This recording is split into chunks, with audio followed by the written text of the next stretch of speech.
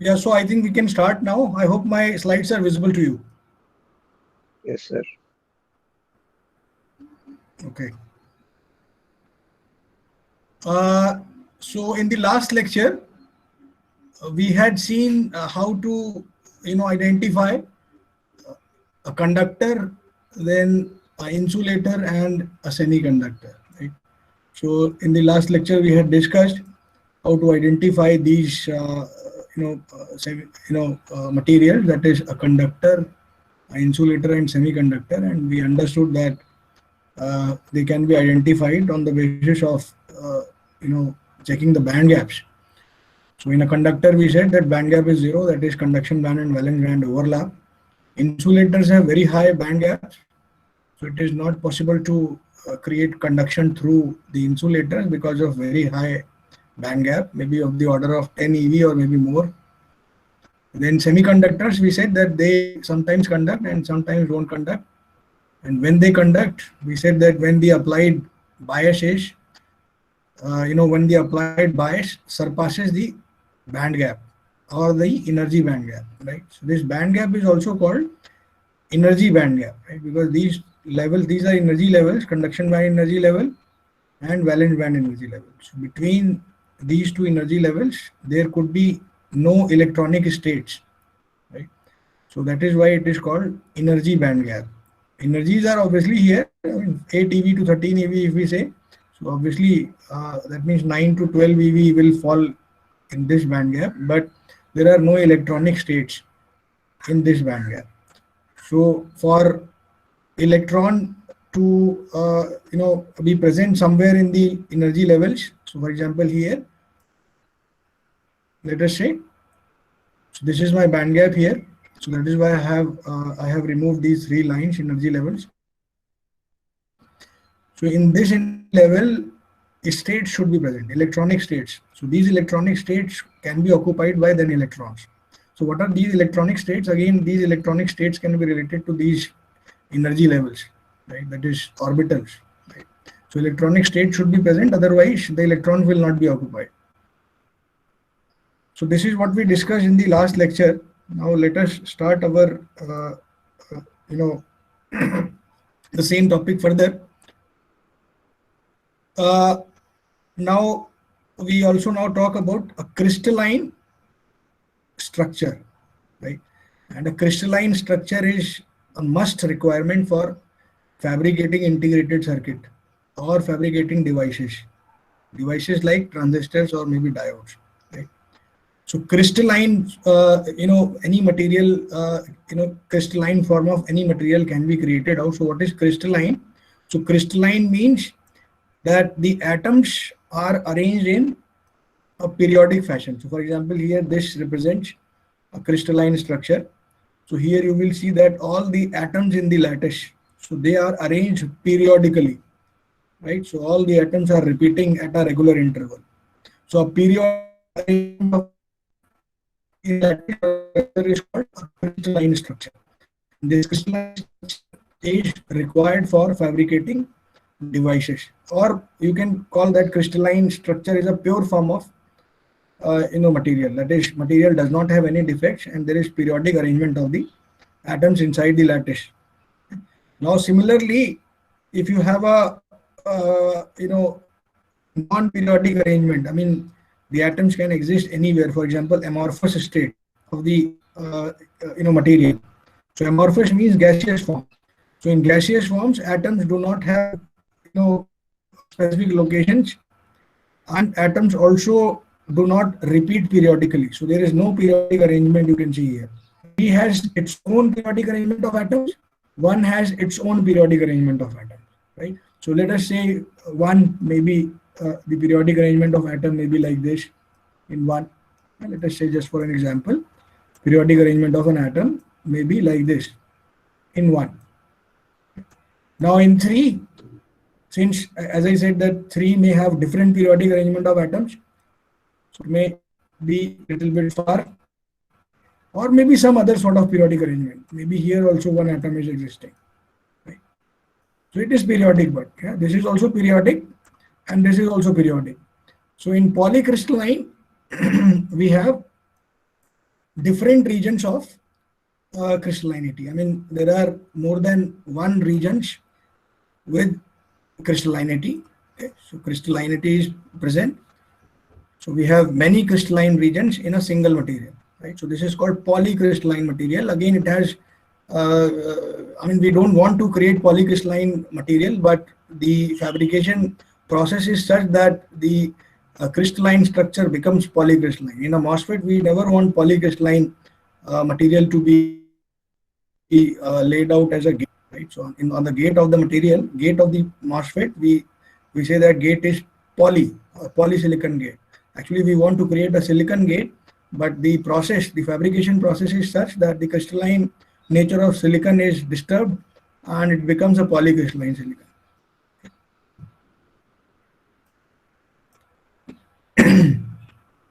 Okay. Now let us talk about the semiconductor materials which are used in IC fabrication.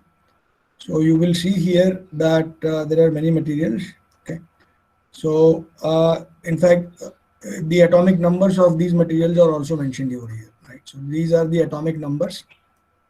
Let's say atomic numbers are mentioned over here. So for example, if I say boron, this one, boron. So boron has an atomic number of 13. Okay.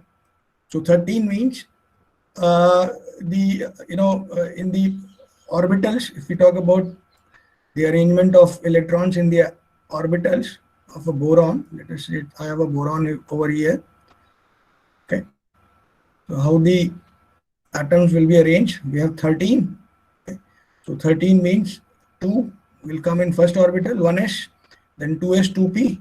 So they will be having 8 electrons, and 8 plus 2 is 10, and then 3. So the outermost orbital has 3 electrons in a boron material. Right? So outermost orbital has 3 electrons. So that means we call as like 3 is the valency of the boron. That is, valence electrons are 3 in boron. Right? And what are valence electrons? So I say valence electrons. Right? So valence electrons means the number of electrons which are present at the outermost orbital. So which is 3 in case of boron. So boron has valency of 3 or 3 valence electrons, right? Or we call boron as group 3 material. Right? So boron is group 3 material. Right? So why it is group 3? Because the valence electrons are only 3. That is, the outermost orbital has 3 electrons. Right? So this is group 3. Right? So I say let us write here. This is group 3. Now similarly, if I talk about silicon, right? So silicon has 14 atomic number. So that means in the outermost shell or outermost orbitals, it will have how many electrons? So silicon has how many electrons in the outermost orbital? 4. Correct. So 2 plus 8 plus 4. So that means the valency of or valence electrons are number of valence electrons are 4. Okay. So that means my silicon is group 4 atom, group 4 material. Right. So I say it's a group 4 material. Similarly, we say arsenic or maybe bismuth. Right. So they have atomic number 15. So number of valence electron is 5.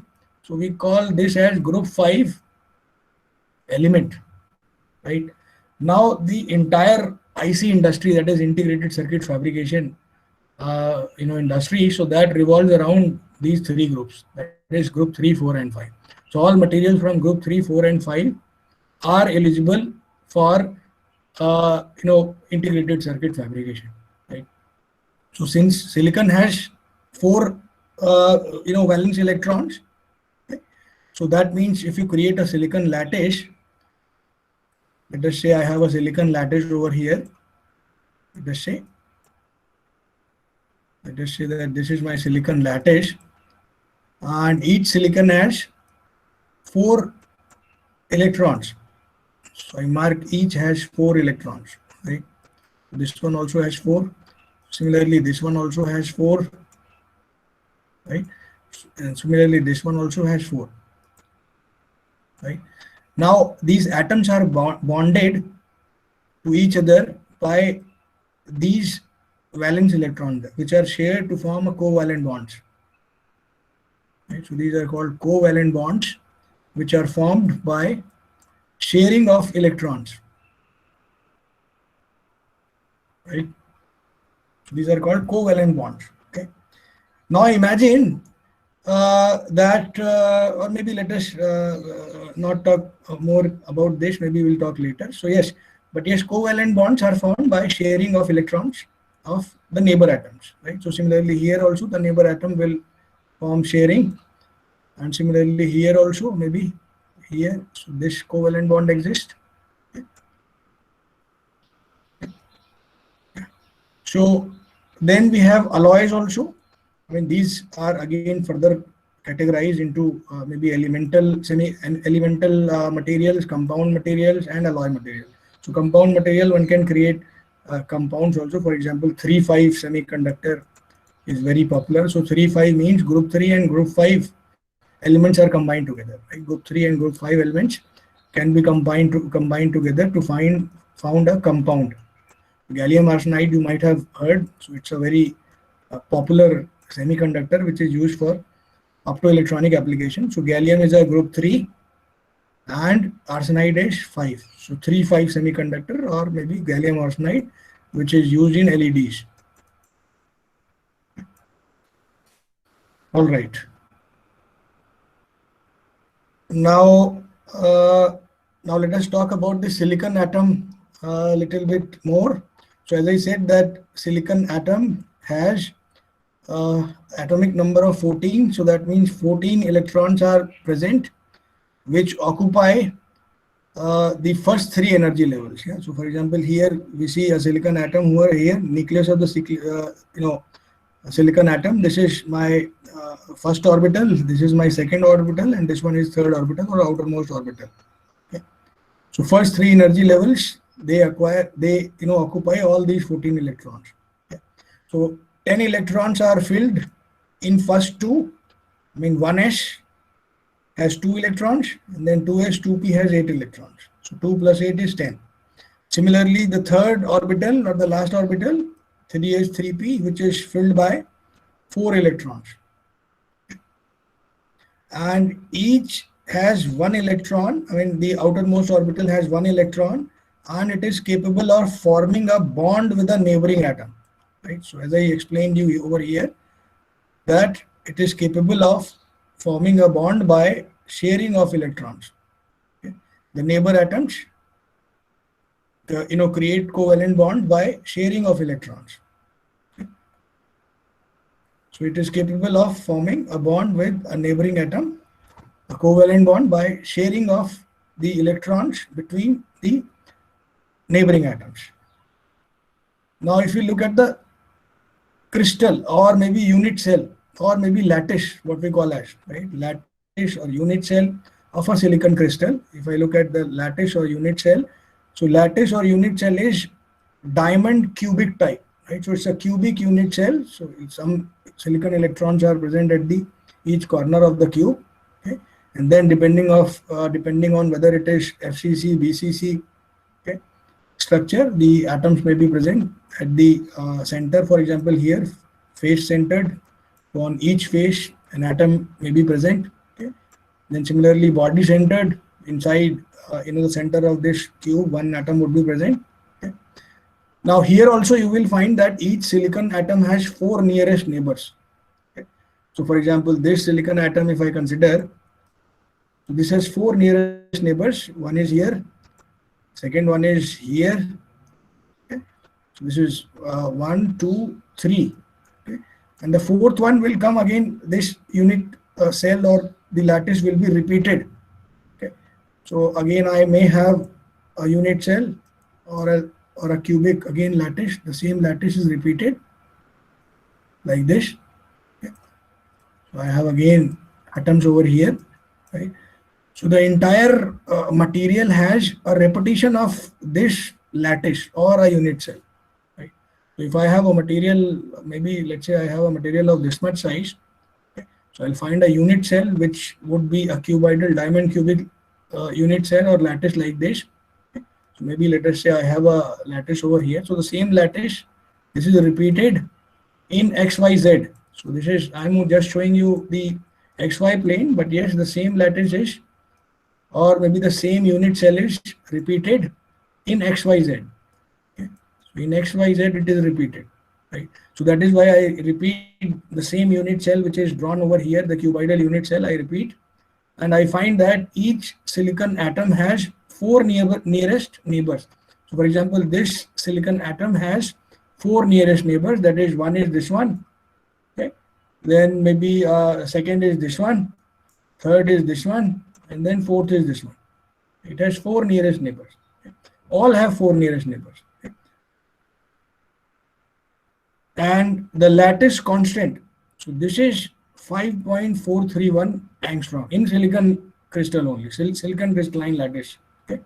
So the lattice constant is 5.431 angstrom. So what is lattice constant here? Since it's a cuboidal lattice, so we see that all the dimensions in a cube are equal. Right? So this is also, for example, A, or maybe here I'll write A. This is also A.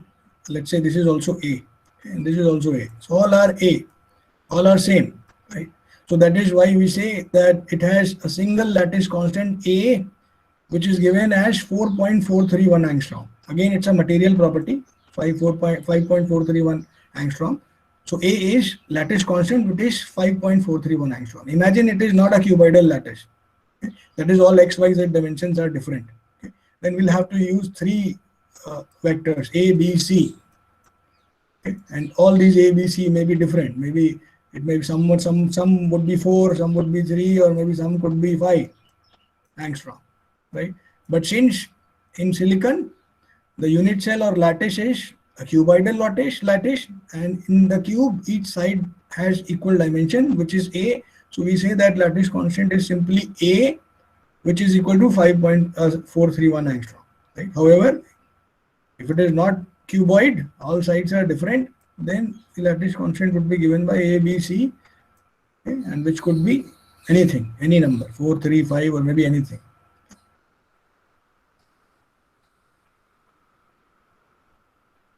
Yeah, so then similarly, one can think of 3-5 compound semiconductor. All galliums are 3, and arsenide is 5, group 5, phosphorus is 5, and nitrogen is also group 5. Right? So compound semiconductors can also be created, and then the lattice, similar lattice can also be obtained for the compound semiconductors. For example, gallium arsenide. Now, let us also talk about the crystallographic notations.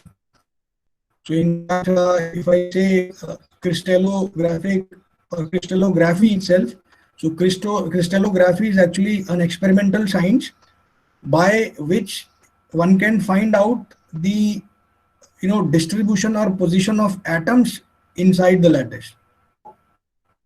The crystallographic notation says that one has to use Miller indices, and these Miller indices could be H, K, and L. Now these Miller indices, that is H, K, L, they define the crystal plane. Okay. So what is crystal plane? The crystal plane here means how the crystal is cut. The crystal which is cut has now, let us say, this face. Okay. So the face of the crystal. Okay. So face of the crystal is determined by these elements, which are by HKL. Okay. Now, why the crystal is cut? Okay. So I have a crystal. So why do I need to cut in? By using this HKL Miller indices. So the crystal is cut. For example, let us say the crystal is cut into this face, or maybe this face, or maybe this face. Right? So normally we see that the silicon wafers are cut along 100 plane. So what is 100 plane? I'll discuss very soon.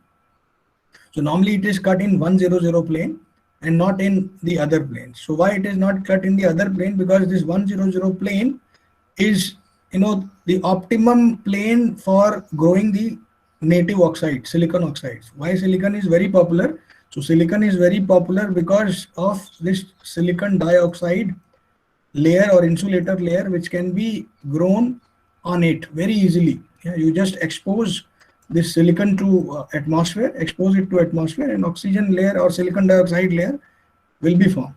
Okay?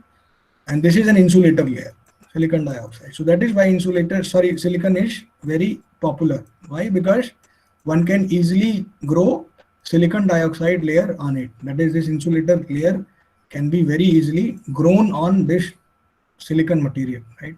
And the use of this silicon dioxide or insulator layer is very much important when we are making field effect transistors like MOSFET. Okay? Now this 100 plane, if the silicon is cut in 100 plane, this silicon dioxide growth process is favorable. Okay? So the silicon dioxide growth process is favorable for 100 plane. So that is why 100 plane is popular, and we cut the silicon wafer in only this 100 plane. Right? So H, K, L are Miller indices. Okay? So for example, if I say 100 plane, so 1 means on x-axis, I select this point, okay? And then I try to make a plane. I just extend this to the edges of the cube. So I have this plane, entire plane.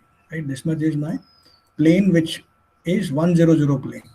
Similarly, 110 plane. So that means I select on x-axis 1 point. Okay, 1, and then on y-axis also 1, and then extend these two, okay, until I reach the edge of the cube. So the plane I get, that is this entire plane shaded one, is called 110. Similarly, 111, okay, that is you mark points on x, y, and z, okay, and then you connect them together. So it's a 111 plane. Okay. So this is how silicon wafer can be cut in these planes, and this 100 is popular because you can grow silicon dioxide easily, and it's very much favorable for 100 plane. Okay. Now a wafer looks like this, right? So it's a circular disc normally. Silicon wafer is a processed silicon material on which the devices can be fabricated. Right? So a wafer generally looks like a circular disc, a very shiny circular disc, very similar to compact discs or CDs. Okay? But yes, you have a notch over here, right? That is, this surface is flat. So you have a wafer which is round disc, and then you have a flat surface at the bottom.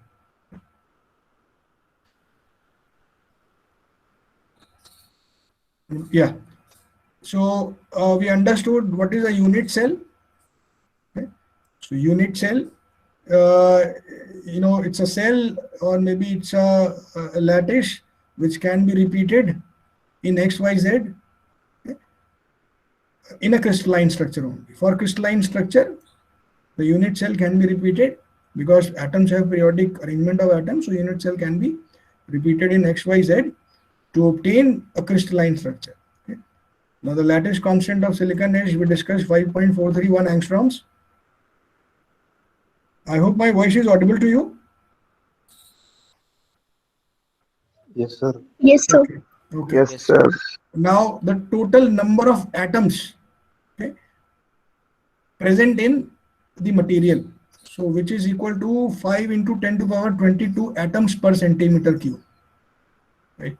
So in silicon, if somebody asks me how many atoms are present inside a lattice, inside a unit cell, or maybe inside the material itself, okay, so I'll say it is 5 into 10 to the power 22 atoms per centimeter cube or per unit volume. Okay. So these many atoms are present inside a silicon crystal. Okay. Now these are the arrangement of atoms which can be seen in 100 when the silicon is cut in 100 plane, similarly when 110, and similarly when 111 direction or 111 plane is cut. Okay.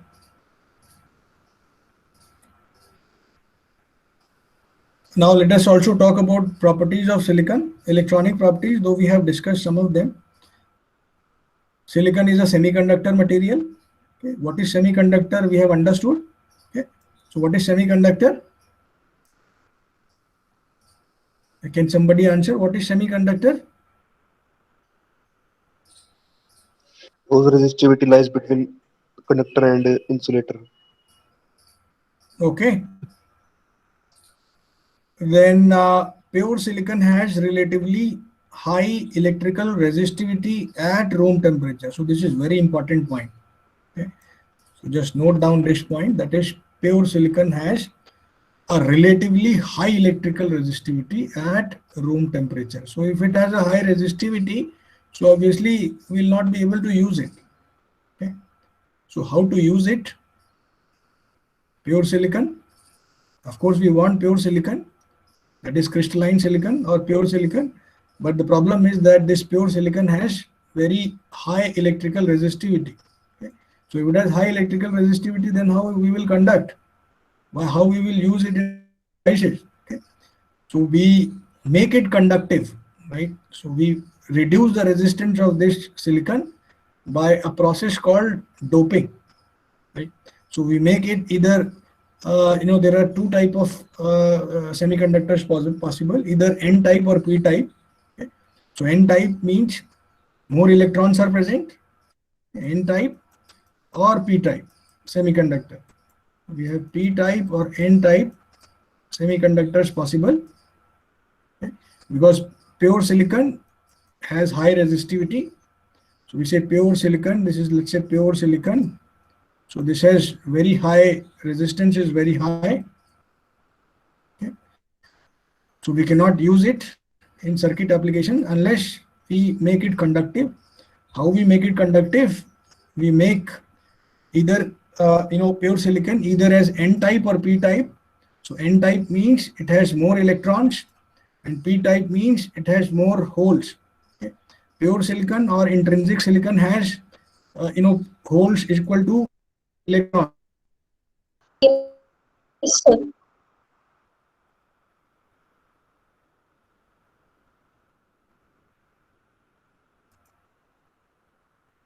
Yeah.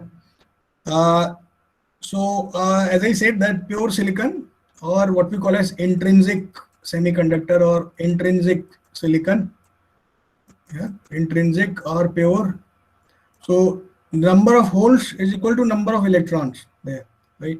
Now to have conduction from any semiconductor, you need to have at least one of these two larger. I mean, either you have more N or more P, or more electrons or more hole, right?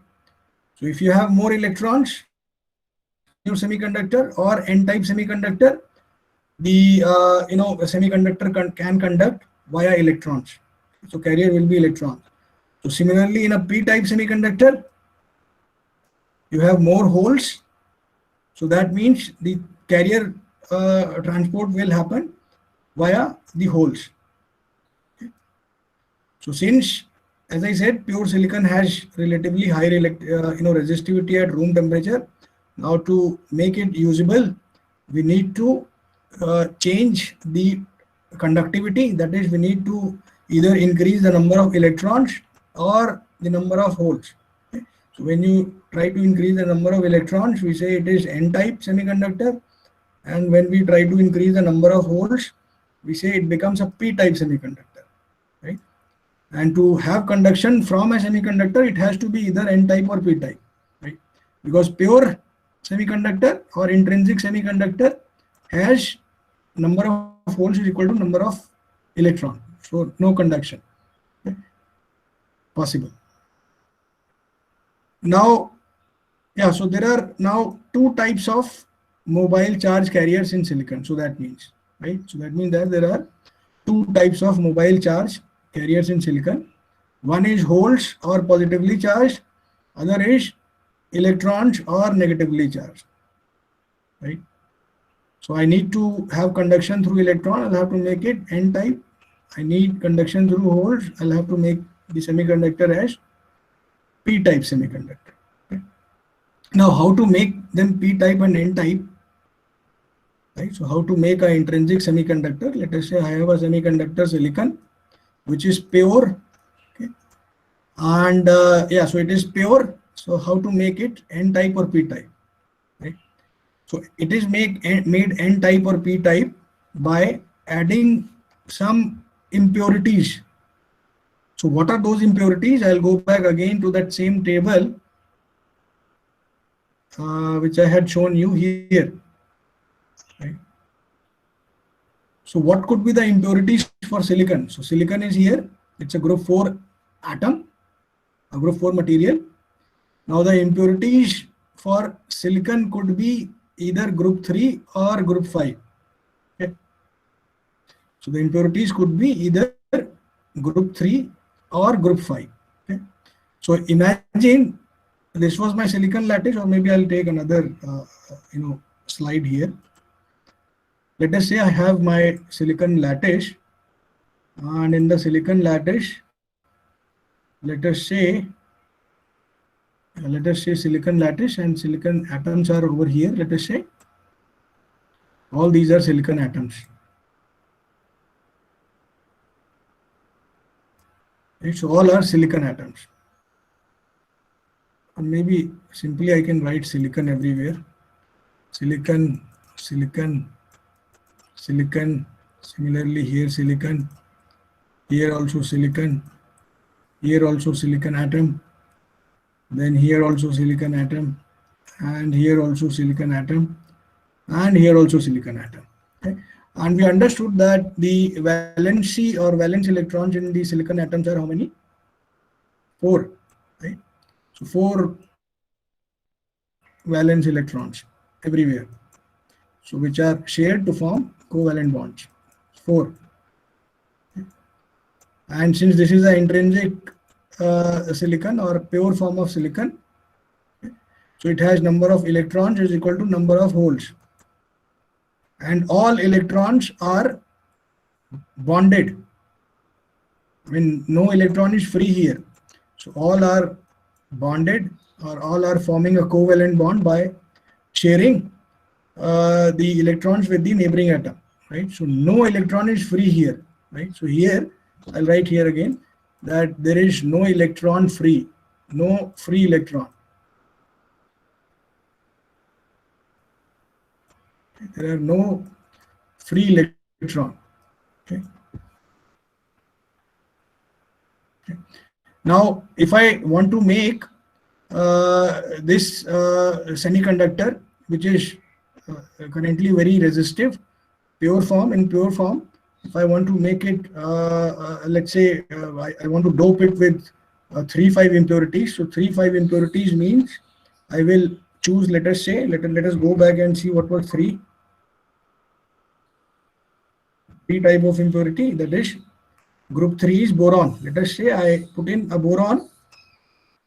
So let us say that I include boron here now, right? So I have a, let us say boron here.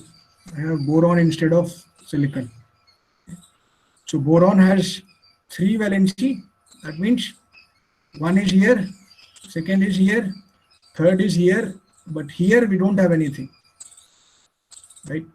So here we don't have anything. So that similarly, if I add a group 5 element, so group 5 element, let us say if I add a group 5 element, I'll simply write group 5 element over here. So group 5 element has 4 electrons, sorry, 5 electrons. So 1 is here, 1 is here, 1 is here, and 1 is here.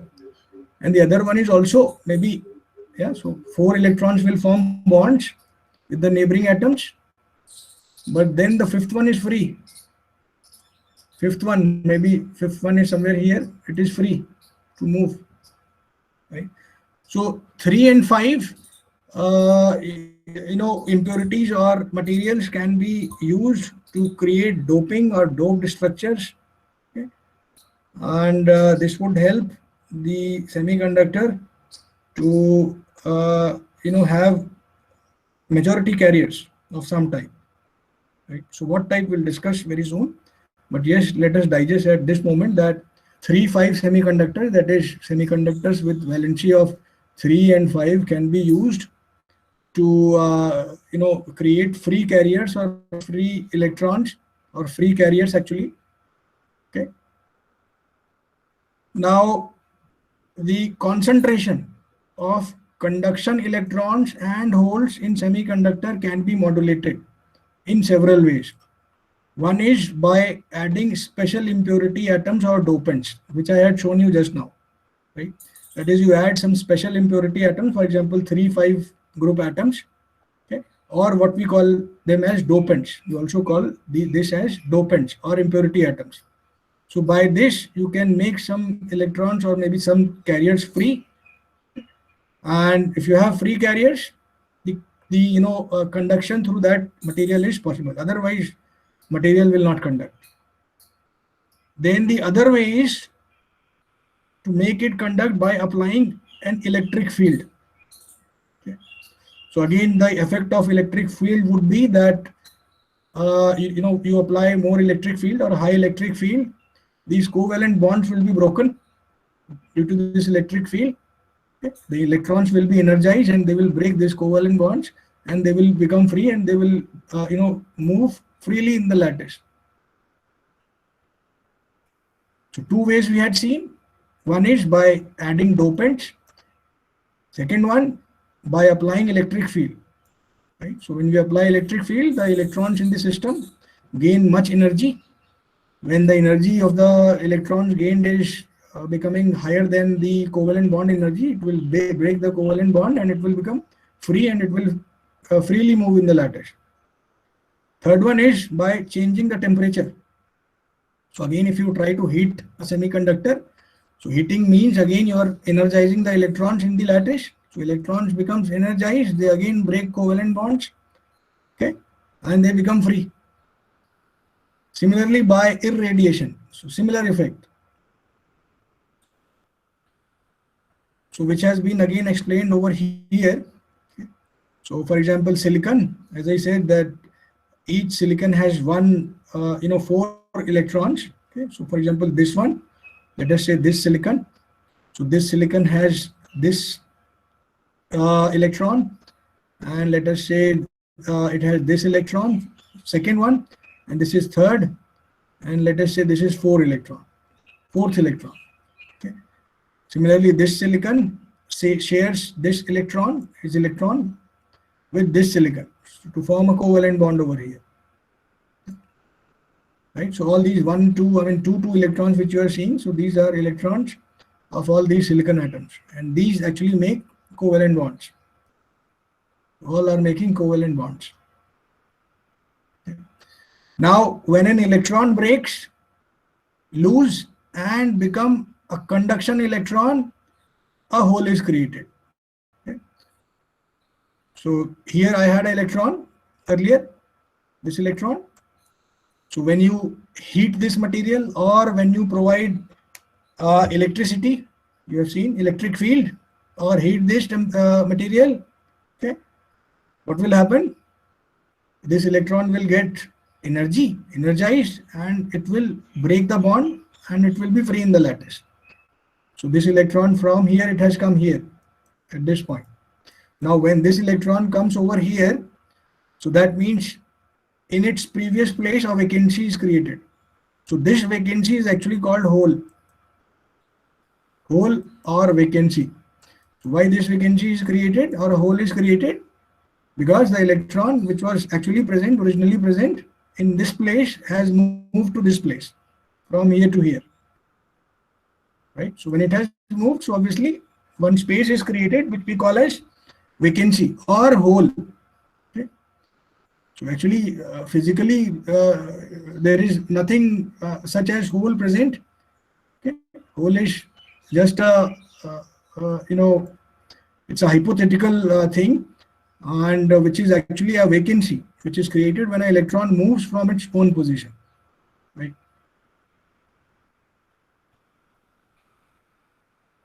Now a hole can be visualized or a vacancy can be visualized by considering a water bottle.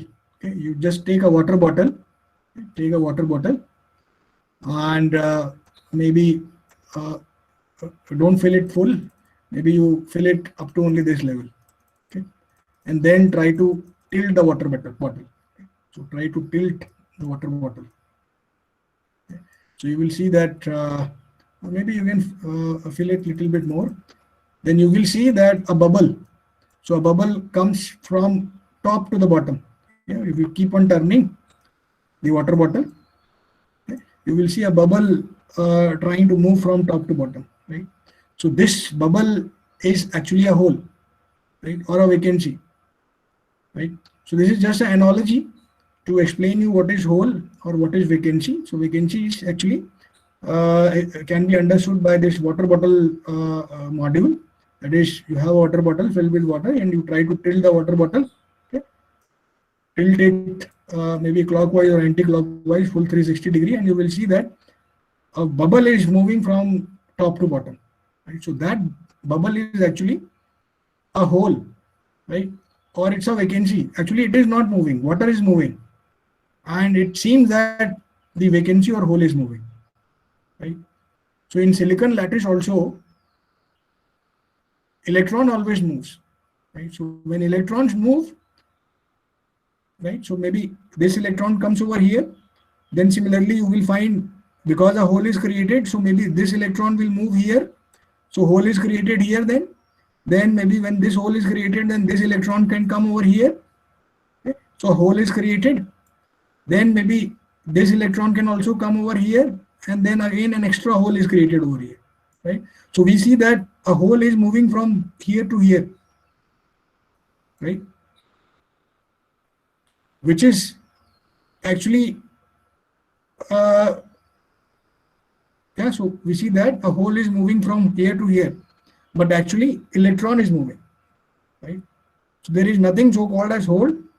It's only electron, and when electrons leave their space or place, a vacancy is created, and that vacancy is called a hole. And when that vacancy is continuously being filled by electrons from, maybe from left to right, electrons are coming. So obviously this vacancy is being filled, and whenever the electron moves from its space, a vacancy is created. So it appears that a hole is moving from right to left, when actually electron is moving from left to right. So that could be understood by, as I said, the water bottle, analogy. So you will see that a bubble is moving actually, but the water is moving. Now holes are considered as positive mobile charges, and electrons are considered as negative, charges. So I think this also we have seen. So yeah, so we have seen this. Now intrinsic concentration, Ni. Okay. So intrinsic means, as I said, it's pure form of semiconductor where number of holes is equal to number of electrons. Okay. Now this intrinsic concentration, that is total number of carriers in intrinsic semiconductor, is 10 to the power 10 atoms per centimeter cube. Yeah, this is 10 to the power 10 centimeter cube. So that means 10 to the power 10 atoms per centimeter cube, right? That is a pure form of semiconductor, or an intrinsic semiconductor has P is equal to N, that is number of holes is equal to number of electrons, and total number of carriers in the system is 10 to the power 10 atoms per centimeter cube in silicon. Okay. Now let us summarize once again this lecture. We had learned about crystalline silicon. We saw what is crystalline, what is polycrystalline. And we saw that the silicon has 4 valence electrons per atom, and the lattice is diamond cubic, where each atom has 4 nearest neighbors, and the total number of atoms in the lattice is 5 into the 10 to the power 22 atoms per centimeter. Now in a pure silicon crystal, the resistivity is too high, so the conduction is only possible by if you increase electrons or holes. Okay. Now holes can be considered as positive charged mobile particles which exist inside a semiconductor, and both holes and electrons can conduct current, because they both move. Actually electron moves, but it appears that holes are also moving. So we say that both electrons and holes can actually conduct the current depending upon which type of carrier is more in the system. That is, either electrons can be more or holes can be more. But if the electrons are more, we say that the conduction is through electrons, and if the holes are more, we say that the conduction is through holes. So that defines our p-type or n-type semiconductors. We understand that intrinsic or pure form of semiconductor, which is neither p or n, can never conduct, because number of holes and electrons are same, and electrons and holes, they both move in opposite directions, right? So if electron is moving from here to here, left to right, so hole will always move from right to left, right? Now the current by the current is defined by when any charge is moving, the current is formed, right? So by definition of current, we say that Q is IT, right? So current is formed when the charge is moving, that is charge per second, how much charge per second is moving. So electron is moving, so it will generate a current also. Hole is moving, it will generate a current also. Okay. Now if the number of electron and hole are equal, P is equal to N, so that means current in this direction, sorry, electron is moving from here to here, so current will be directed this way, right? Similarly, hole is, so I think I'll end the lecture here itself, and if you have any doubts, then please you can ask. Sir एक बार polycrystalline बता देते दोबारा. Okay, so polycrystalline, just a second, I'll open that same slide once again. Polycrystalline. So crystalline, we understand that crystalline has periodic arrangement of atoms. Okay. Now polycrystalline has many periodic arrangement of atoms, right? Not just one. So here the entire lattice is having just one form of periodic arrangement, but polycrystalline may have different regions of crystallinity. Okay. So for example, in region 1, maybe I'll zoom it. So for example, in region 1, the arrangement of atoms may be periodic, but it may be different from the arrangement of atoms in region number 3. Though they both are periodic, but periodicity is different. Okay. That is, polycrystalline means many regions of different crystallinity. So did you get it? Yes, sir. Yeah, so many regions of crystallinity or many regions of periodic arrangement of atoms, and all these regions have different periodic arrangements. Okay. Maybe, for example, one is this periodic arrangement, maybe the other could be this. This could also be a periodic arrangement. Okay. Okay. Similarly, this could also be another periodic arrangement of atoms. Right? So if I have a polycrystalline material, let us say it has only 2 regions. So one may have this kind of arrangement of atoms, okay, and the other one has this kind of atoms arrangement, or maybe here also I have one atom, let us say. So this kind of periodic arrangement. Okay. So one has this kind of crystallinity or periodic arrangement, the other has this kind of crystallinity. So I mean 2 kind of regions are here, but yes, polycrystalline means many crystalline regions in the same semiconductor. Here I have just shown 2, but polycrystalline means many. Okay, if you have anything else, then maybe you can ask.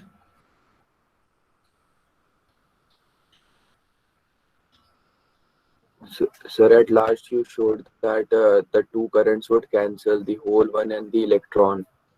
Sir, but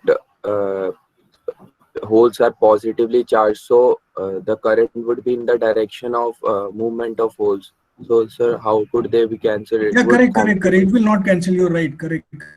They will add up. Correct. It will not cancel. Correct. It will add up. Correct. So current will be due to both electrons and holes. Correct. We'll come to the concept of how there is no current when number of electrons is equal to number of holes. Actually, I mixed up the same concept with the current conduction in diodes. Yeah, correct. You're right. So current will be both, due to both electrons and holes. Correct. Okay. Thank you, sir. Correct. Current will be due to both electrons and holes. Correct. It will not cancel. Never cancel. Correct. Yeah, anything else?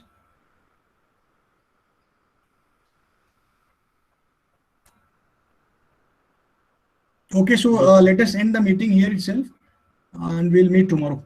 Okay.